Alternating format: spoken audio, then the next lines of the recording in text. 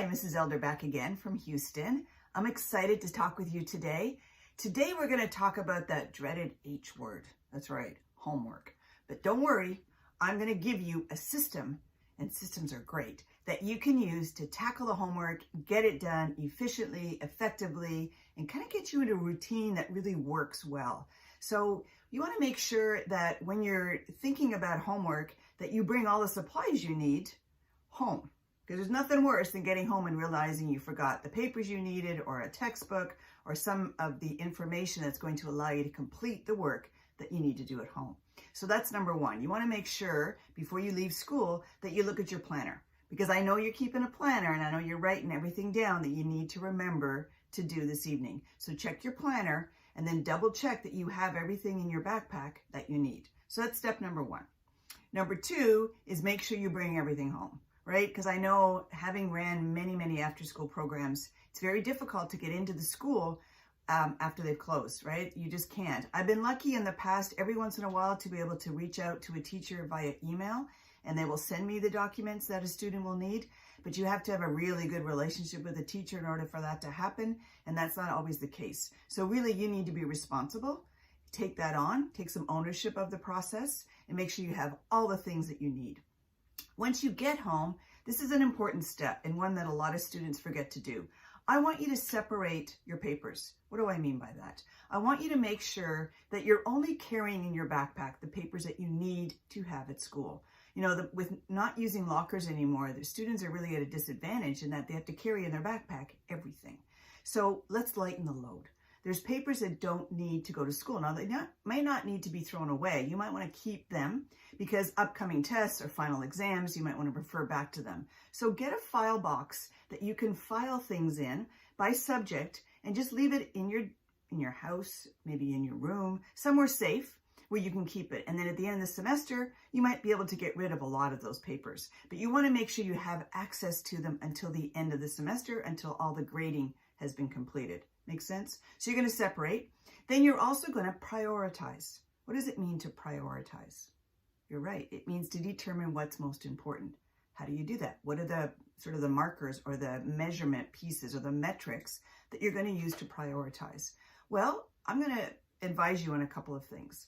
The first thing I'm going to ask you to do is be very clear of what your grades are in each subject. So if you know that you're just killing it in math, right? Chances are that's a really easy subject for you. You don't want to prioritize that. That's not the first thing you want to do. But if you're really sliding in your history grades, that might need a little bit more love and attention. That might be where you start, right? Does that make sense? So you really want to make sure that when you know what your grades are, you can manage them, right? If you kind of put your head in the sand like an ostrich and you're not really sure what your grades are, they can kind of get away on you. And then before you know it, it's very difficult to recoup them. So if you can stay on top of that by managing your homework and how you manage your time when you're doing your homework, you'll really see a big improvement. So you want to, as Brian Tracy would say, you want to eat that frog. What does that mean? You want to do the tough stuff first. So if history is difficult and really kind of trying for you, get that done while you're fresh. Don't leave that until much later. Otherwise, you're tired and now you've just sort of compacted the difficulty. Next, you want to make sure that you show a parent, if you're in elementary school and middle school, what you're working on. Why would I ask you to do that? It's not that I don't trust you. It's the exact opposite.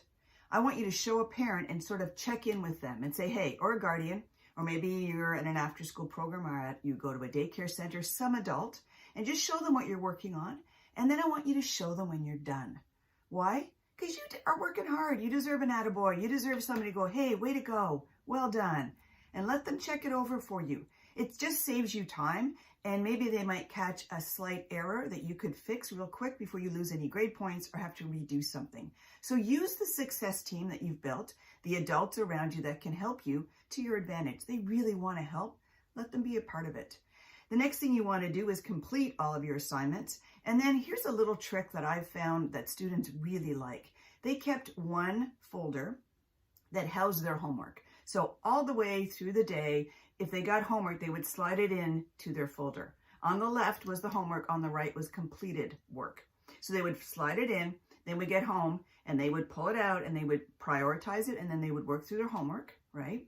And then they would put it on the other side. Easy. When they get to class the next day, they would hand it in. I can't tell you how many students complete homework and then forget to hand it in. I know, not you, but that's just crazy talk, right? So this way, at the end of the day, if there's something still left in your folder, you can run real quick and give it to your teacher so she gets it or he gets it before you get docked for it being late, because nobody wants that. So to review, you're going to look at your planner, make sure you have everything you need that you're going to bring home. You're going to separate your papers. You're going to prioritize. You're going to complete your homework, right? And you can pick the time.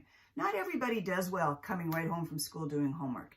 You might be someone who needs maybe an hour break. Maybe you need to have a snack. Maybe you need to go play outside. Maybe you need to just chill for a little bit.